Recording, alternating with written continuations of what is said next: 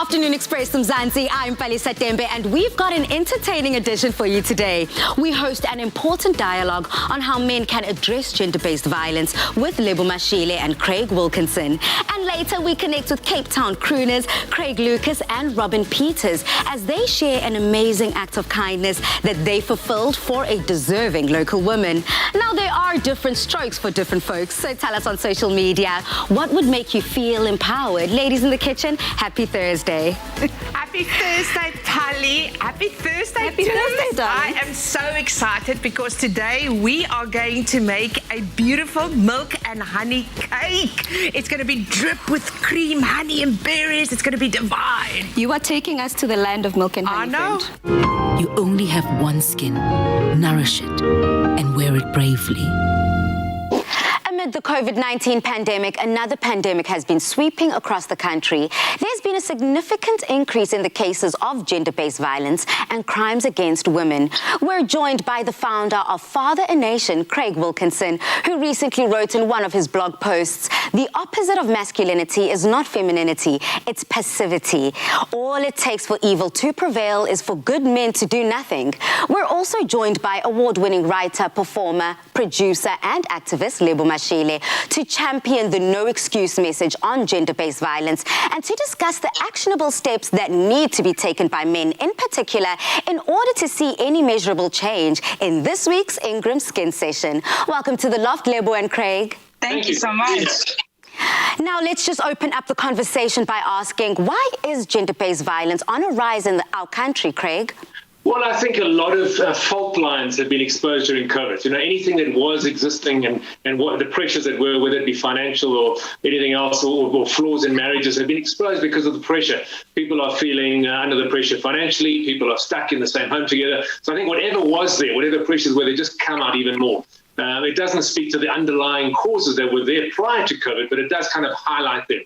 Yeah, I love the way that you kind of set this up here for everyone to understand. And for yourself, Lebo? I agree 100%. This is a time where people are under enormous pressure. I mean, it's a traumatic time for the planet. And in South Africa, it has exposed, exactly like Craig said, the fault lines, our weaknesses, our existing struggles. Gender-based violence has been a problem in South Africa for a very, very, very long time. And of course, now people are under enormous amounts of pressure. There's the health pressures that people are under. There's the financial pressure that people are under. You know, 3 million, they estimate between 2 and 3 million people have lost their jobs since the beginning of the year. That puts an enormous amount of pressure on relationships, on households. And when we are highly pressurized, highly stressed, and if we don't have tools to be able to self-examine and process that stress, we react in the ways that we have been conditioned to react. And in a society like South Africa, that's often in very violent ways. Yeah, gender-based violence in South Africa is just something that needs to be unpacked from a grassroots level. So where do you think that we as a society can start tackling it, Lebo? The best place to start really is in school with children, teaching children about body autonomy, teaching children to respect their bodies, teaching children that other people do not have the right to touch their bodies without their permission, teaching this to very, very small children, and making it a constant conversation throughout our schooling. And then using the primary tools of communication that we have as a society, media, the arts, broadcasters, to spread the message equally to adults. This has to be a kind of intergenerational conversation and program. It has to be a project for all of us. And we have to inculcate the idea that if we're going to live here and if we are going to make this country work, then relearning and unlearning toxic patterns has to be a lifelong project for all of us. Absolutely. Now, Craig, what are the actions men and women can take to empower themselves and actively fight the scourge of this gender-based violence? It always starts with us, doesn't it? It starts with the individual. Then I think driving the change against gender-based violence must be driven by men. Men are the primary perpetrators. Let me rephrase that. The research shows that a lot of women hit their husbands as well as men hit their, but men are far more destructive. When it comes to murder, when it comes to rape, when it comes to sexual abuse, men are by far and large the biggest perpetrators. So it needs to be driven by men. And it starts with men looking at ourselves. We need to look at ourselves and examine, how do I pitch up to the world as a man? Do I pitch up as a mature, strong man with wisdom who's able to offer his strength to the world as opposed to take from the world? We're seeing, a young boy looks to his father and he looks to older men in communities to model what it means to be a man. And we as fathers and older men in communities and, the village that raises the child, the elders in the community need to examine ourselves and say, are we setting the right example? Are we modeling good masculinity? Yeah. Masculinity is there to serve, honor, love, protect, provide. That's what masculine strength is for. And are we using our strength to do that? So it starts with ourselves as men, examining ourselves, and fathers need to be restored. We need fathers in the community. The research coming out of Harvard recently that says it doesn't necessarily have to be a biological father in the home, but the number of good men modeling healthy masculinity in the community plays a massive role in terms of how boys grow up in that community. So we need to start with ourselves as men, examine ourselves, examine our concepts about masculinity, examine our perspective on women. Do we see women as equal co-creators of a beautiful world, or do we see them as less than? And once we get this right, we'll come a long way. And I think advice to women too is to say, don't accept false masculinity. Don't accept it. If there's any red flag that pitches up in a relationship, you're feeling demeaned or undermined in any way, don't accept it. Look out to allies and just say, this is not going to happen. So men need to say, not on my watch. This is not going to happen. And women need to say, I'm not going to tolerate this. It seems like it takes two to tango when every situation is looked at and examined quite closely when it comes to gender-based violence. And remembering here that children are essentially sponges. Now, you both have worked extensively with gender-based violence and are aware of the effect that it has on society. What resources can you recommend to survivors, both men and women? I think holding yourself accountable and taking responsibility for your own healing and your own unlearning, I think is absolutely essential. It's critical for every human being to be able to create the life that they want. We live in a particularly traumatized society. Intergenerational trauma it's an heirloom in South Africa. I wish that we could enter a phase where personal development, self-development, the cultivation of skills like emotional intelligence, where such activities could become mainstream, because that's going to be better for everyone, for all of us to start to unpack the toxic patterns that we have been conditioned with, the toxic patterns that are ongoing in our lives. It's easy, I think, when you live in a society like this, to feel like you are almost in a tailspin, to feel like you are in a storm, like life is just happening to you because there is so much going on. But with tools like therapy, with books, with counseling, with community groups, support systems, even just really good friends who can and community members who can role model the kind of behavior that you aspire to. There's a lot of work that we are able to do on ourselves to help us change our lives. I love what Craig is saying about, taking responsibility for yourself. And men also need to understand as well that these types of skills, the skills required to build relationships, to build communities, emotional intelligence, these are not just for women. Yeah. They might be described as soft skills, but they are by no means soft. These are skills that every human being needs to have, and in particular in our society, men. Yeah, but now this is exactly what we're seeing. A lot of men do not seek those resources, and a lot of women fear seeking those resources, whether it's shelter or therapy. What do you feel about the topic? We run a lot of programs for men, and one of the tragic realities of men is we grow up in a society that teaches us that real boys don't cry, real men don't cry, big boys don't cry. So men tend to carry stuff so much on their own, and we don't reach out to other brothers. And we started programs called Bands of Brothers, where we encourage and inspire and help men to say, well, let me be vulnerable, because when I'm vulnerable with a brother and he's vulnerable to me, we stand together as brothers and we begin to have conversations around healthy, positive masculinity.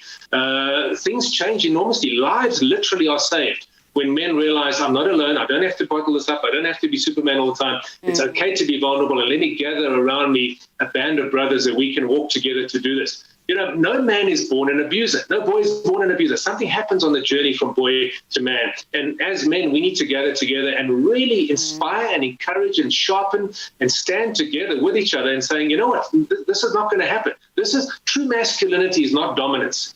It's not aggression. Before we get into those resources and, of course, that initiative that you've catapulted, what message of encouragement do you have for those who want to make a difference and realize the change? We tragically live in a society where it's almost like there's a gender war, and we need to move to a gender dance. Masculinity, beautiful, powerful, wonderful gift to the world.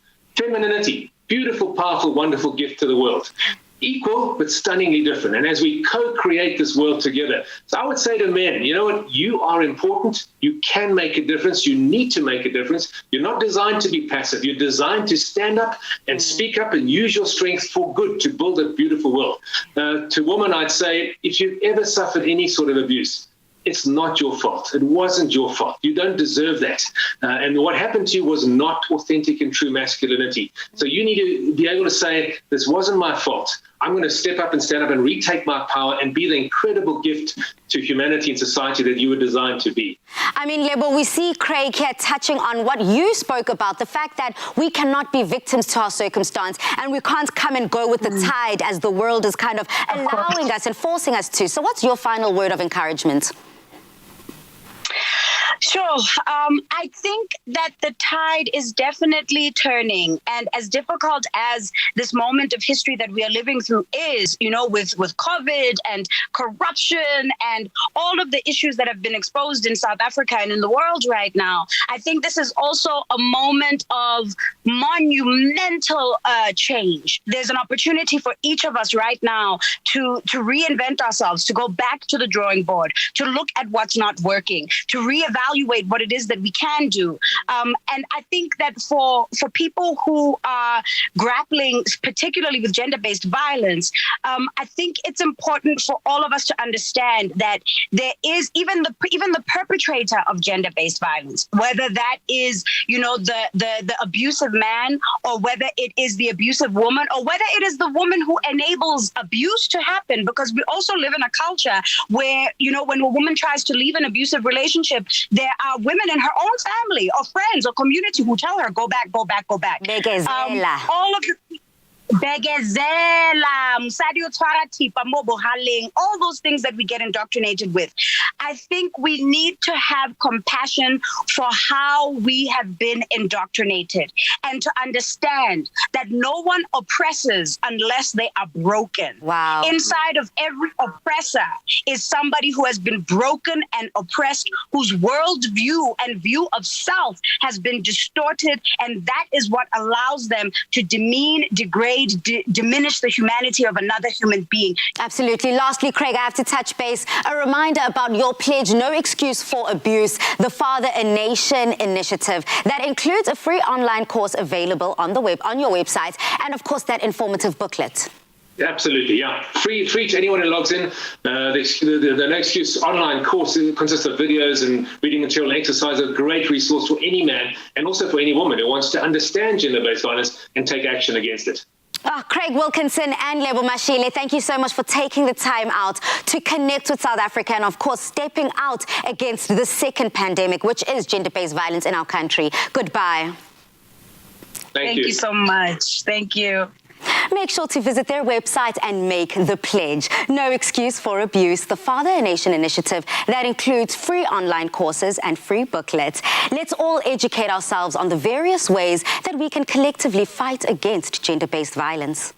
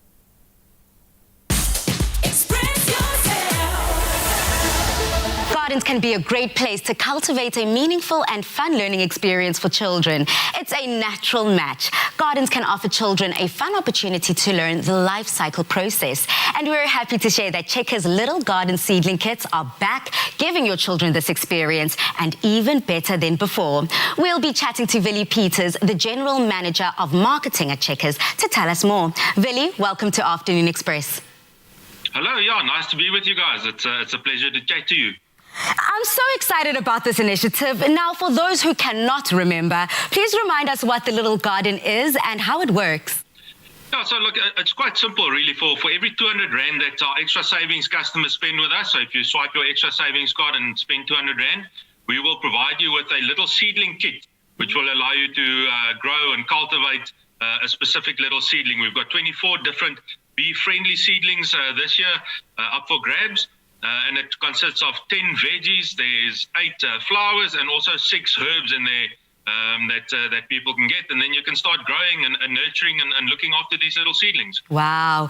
Now, Willie, with the previous Little Garden initiative, the seeds were imported, but this time around, we're happy to see that the seedling kits are locally produced. So tell us about that. I think last time when we ran the Little Garden 1 promotion, which was about 2 or 2.5 years ago, it was some of the feedback that we received is that we should look at doing this locally. And we took that to heart, and we then looked long and hard for a local supplier that could do something at this scale. It's obviously quite a few seedling kits that need to be put together. And we actually found someone, a local producer, that could do it for us. And we're very happy that in the process we created employment for more than 150 people, most of them actually women. Most of these people actually were unemployed before we started this process, and it was obviously quite a stringent process to get all the volumes going. We almost had a pop-up factory made to get this done and upskilled these individuals to help us to do that.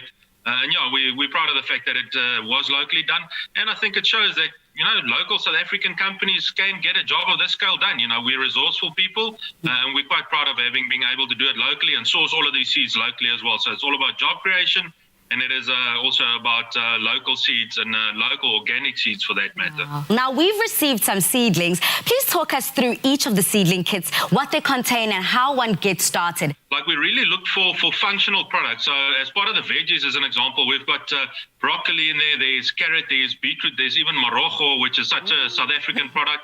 On the herb side, quite specifically, again, we looked at functional products such as rocket or parsley or coriander, stuff that people, once they plant it into their gardens or even in a windowsill in a box, if you live in an apartment a couple of stories up, it is something that people can actually use. So once you've grown this plant, it is actually quite functional.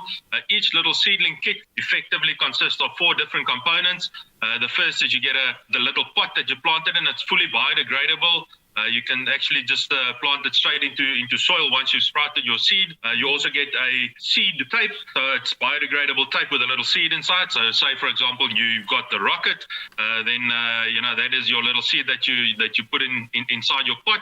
You will also receive a soil pod, which is basically made up of compressed coconut husk. You'll need 40 mils of water and maybe just a little saucer. You pour that 40 mils of water onto that soil pod, and it's literally within a minute you have a little mini heap of compost that you then use to put in your pot, cover your seed tape, and then you also get a little tag with all the details of that plant. So again, rocket, where it should be planted, whether it should be in sun or in shade, how much water it wants, how often you need to water it. So with all the instructions to really get that little plant growing as quickly as possible, all of the material, it was really important for us to have a zero waste approach to this. So it's biodegradable, it is compostable, or the materials are made from recycled or recyclable material.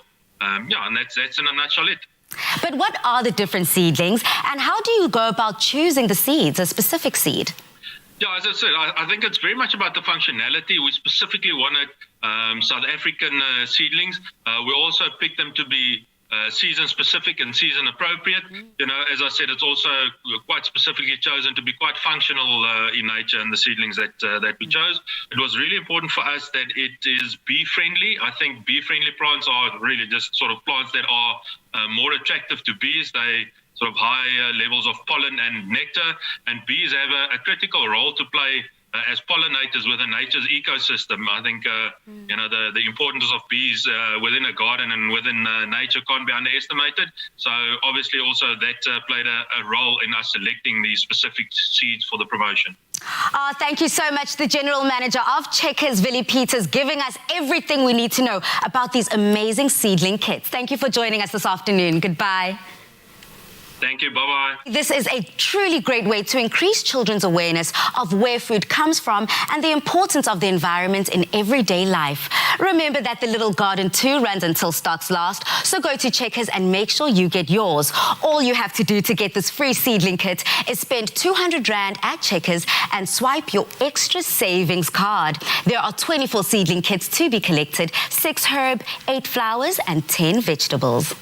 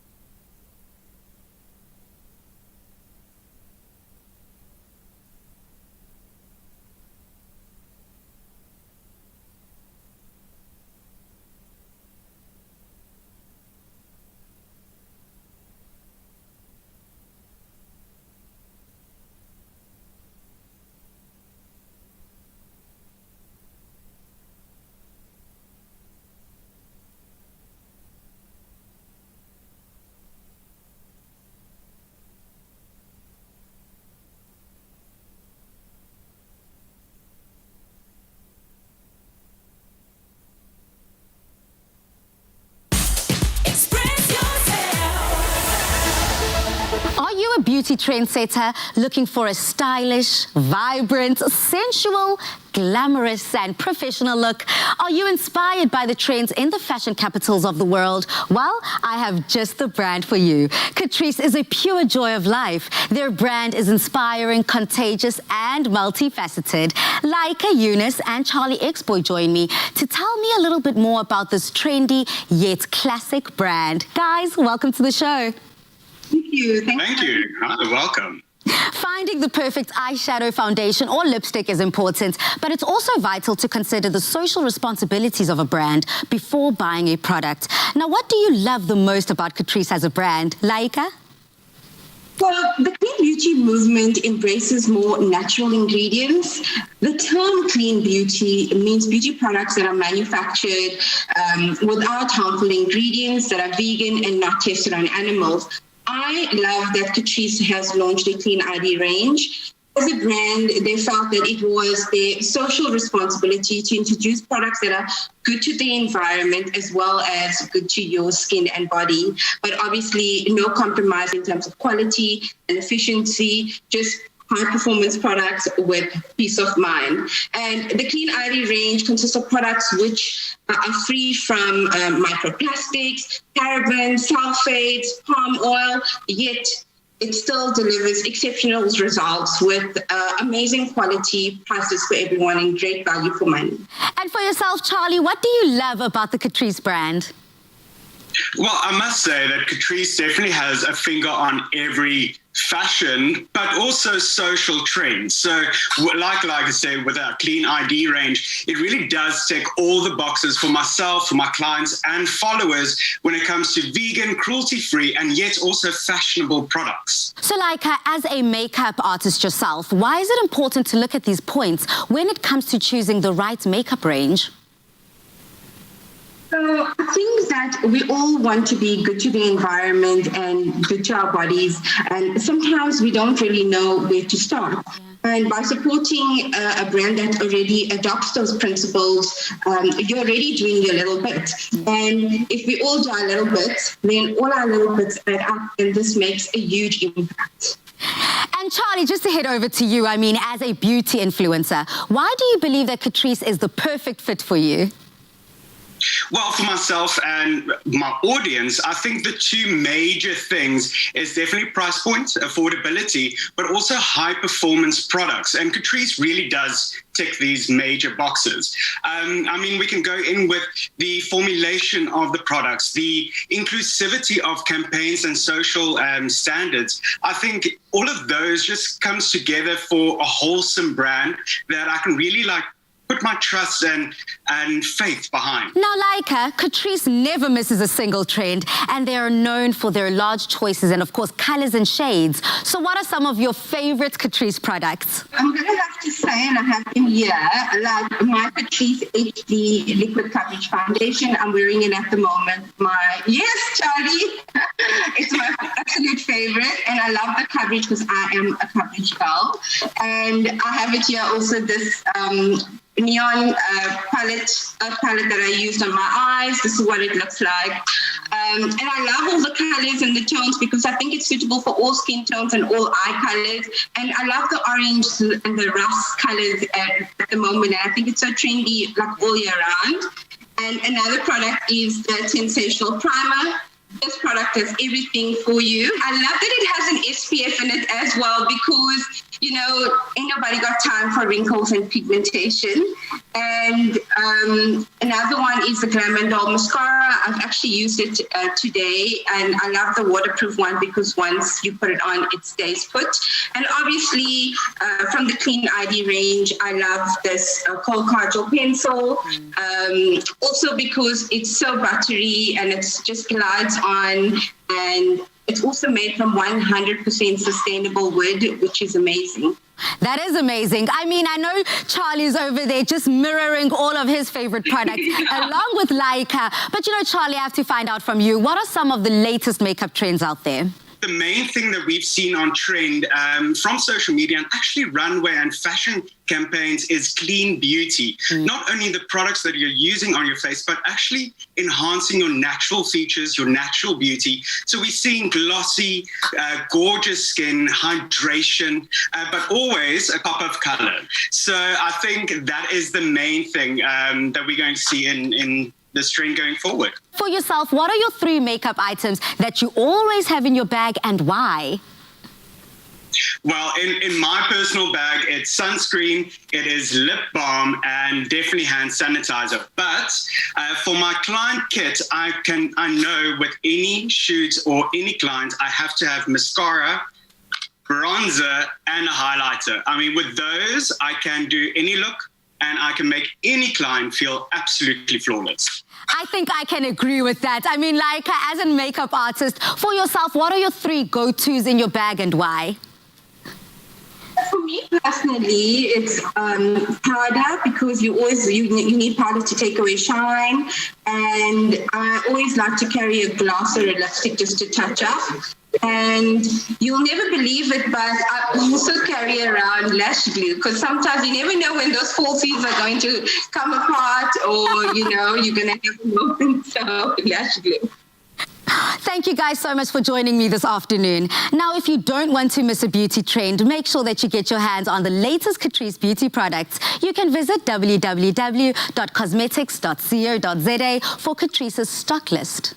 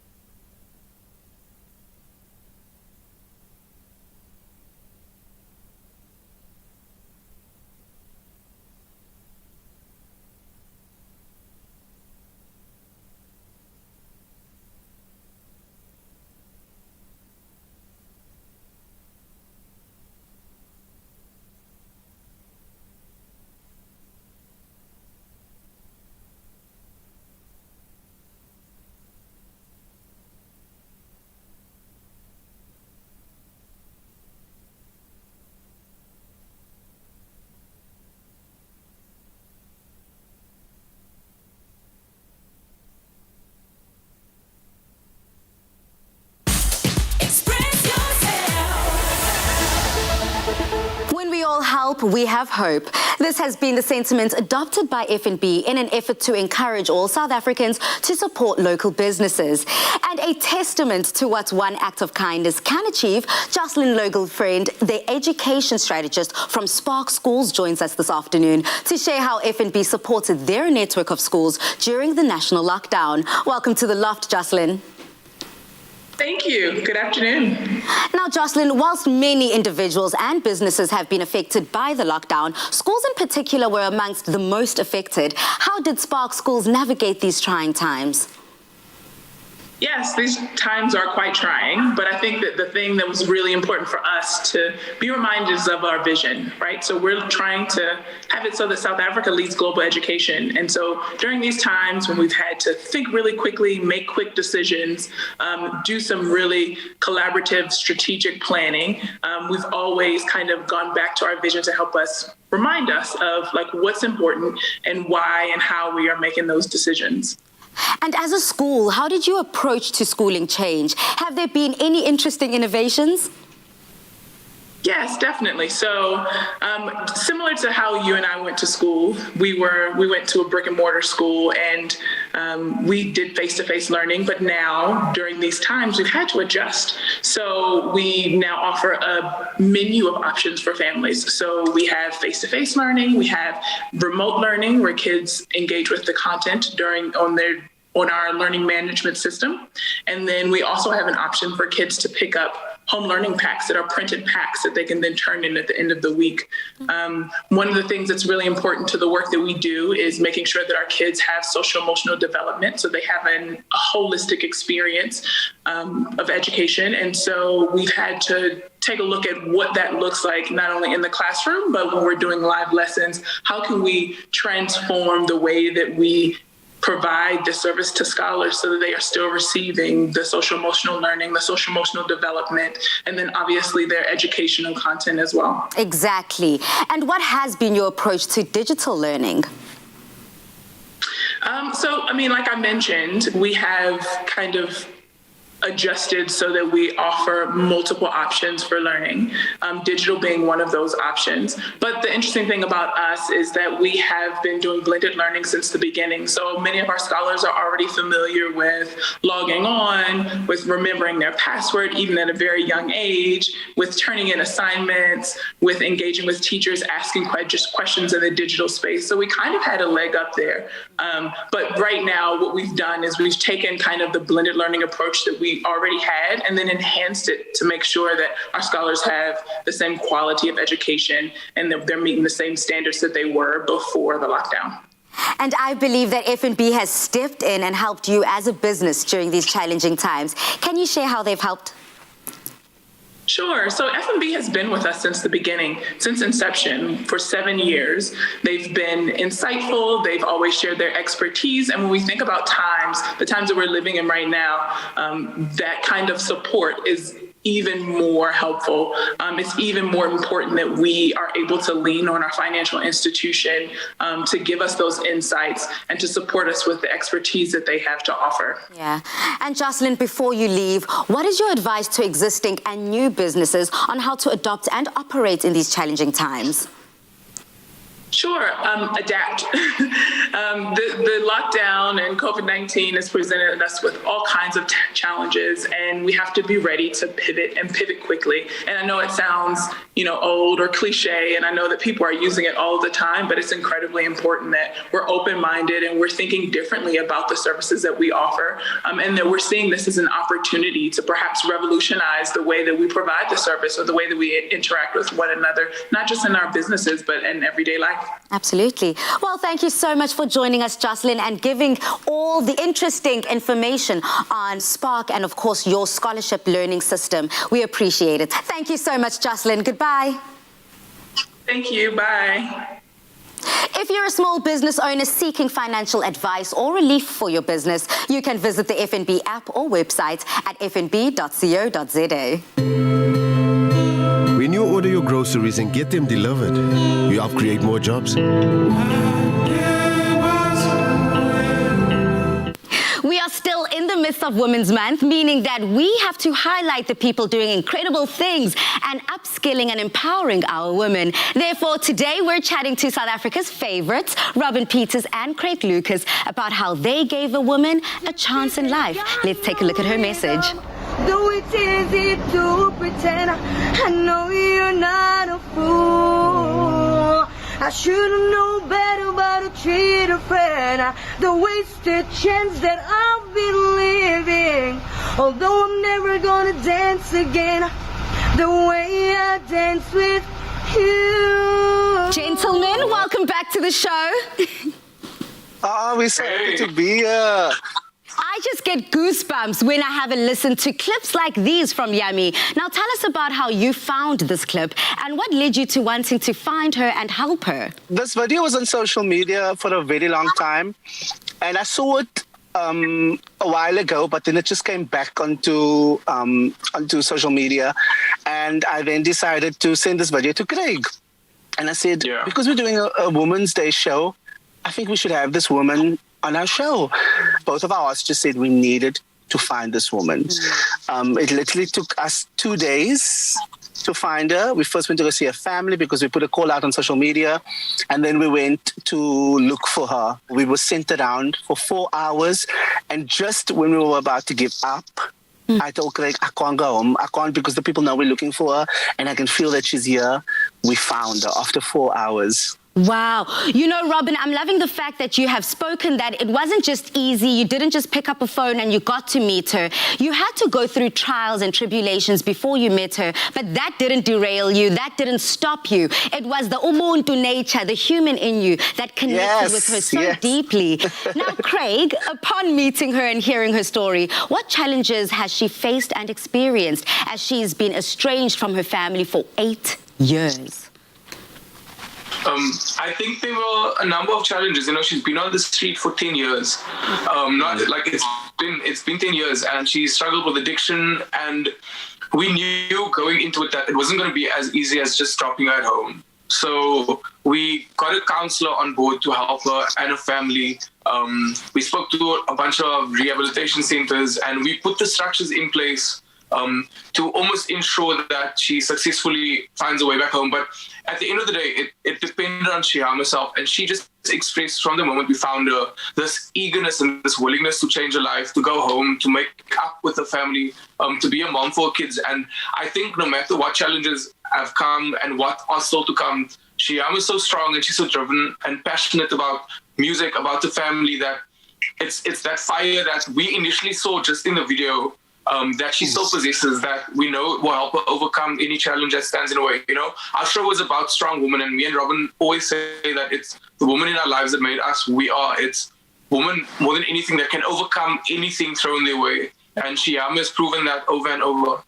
Now, run us through what it was like arranging for her prior to contact, and how did she feel about receiving all this pampering? When I asked her how does she feel, she doesn't know what's happening. She doesn't understand the magnitude. She doesn't understand that in 1 week she has 12,000 followers on social media. She just doesn't understand, and I think that's what's going to work for her, is that she doesn't understand, and she's so grateful at the same time. Every time she just wants to cry, she cries. For everything we tell her that's happening, she cries. Guys, let's speak about this concert. Your Ode to Women has been a stunning concert indeed. Now, one of your friends offered to revamp and refurnish Yummy's home.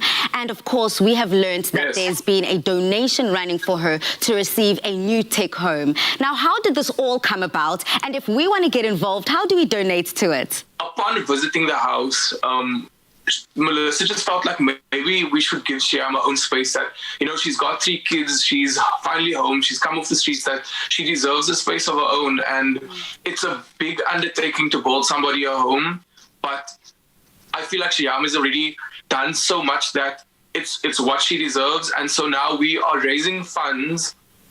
We need 50,000 rand to build a new tech house for Shyam at the back of a grand's home. And what we've embarked on is, one, we are selling, through Melissa's company, selling these furniture items, these really nice coffee desks.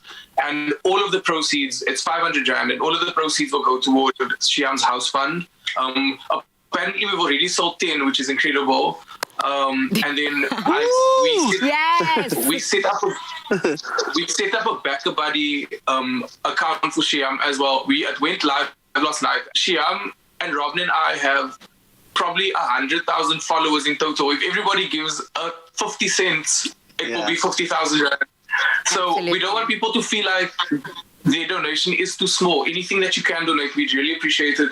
Okay, gentlemen, so the fact that you not only found Chiam and you have brought her not only through the pampering, but you're upskilling her even towards building her a new home, this just speaks volumes as to the type of men you are. Not just giving someone a once-off, but making sure that you're investing in their future. It being Women's Month, do you have a final message to all the ladies out there?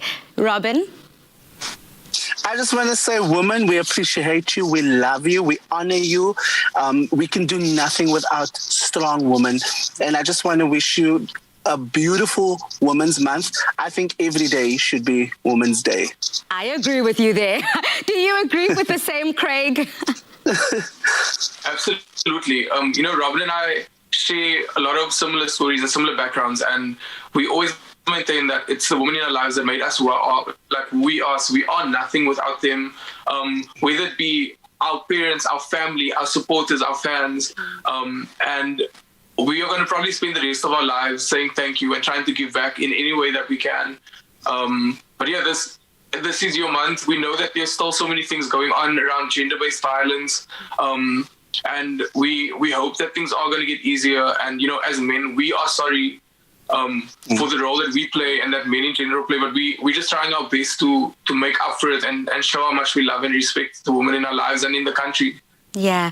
Well, we thank you, Robin and Craig, for going the extra mile to make another feel so loved and special in this Women's Month. South Africa, please do follow Robin and Craig for more information on Yummy and how you can make a difference in her life. Goodbye, gentlemen. Bye. Thank you.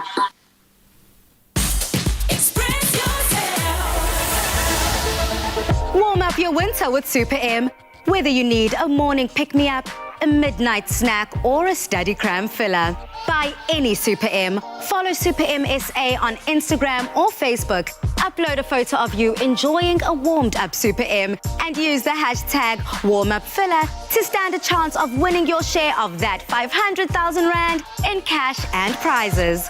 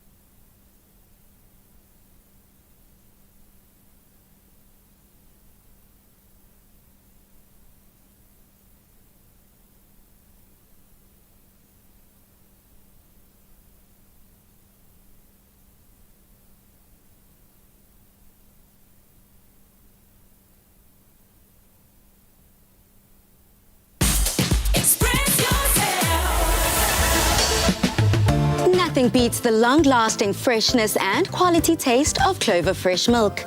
Made with love by Clover.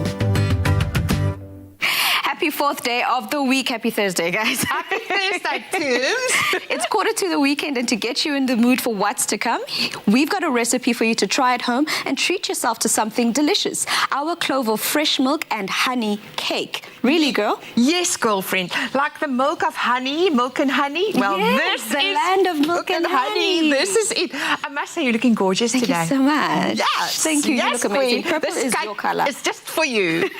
Thank you. So we're going to do a milk and honey cake. So what you need is flour, baking soda, baking powder, the normal.